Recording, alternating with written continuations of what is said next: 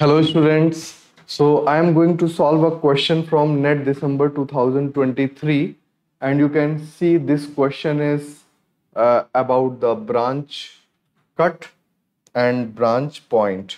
So the branch line for this function they have asked. So actually branch line will be that line which will be connecting two branch points.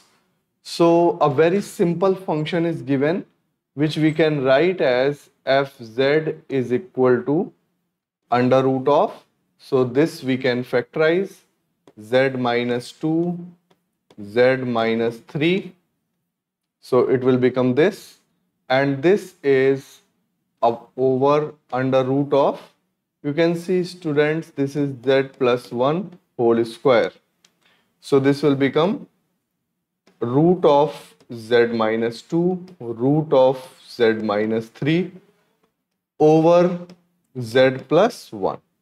Okay.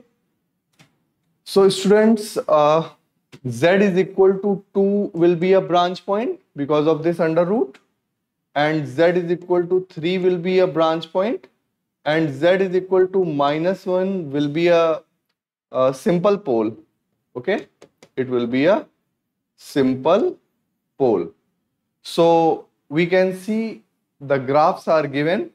So in which graph it is 2 and 3, and the line connecting 2 and 3 will be branch line. So you can see it is 2 and 3, and the line connecting them is branch line. So obviously answer will be 3.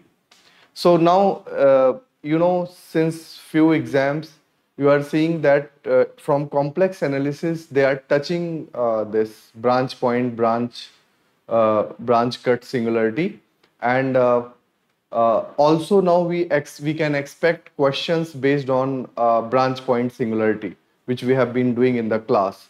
So now for the coming exam you should prepare this topic very well, which is branch point and branch cut. Thank you.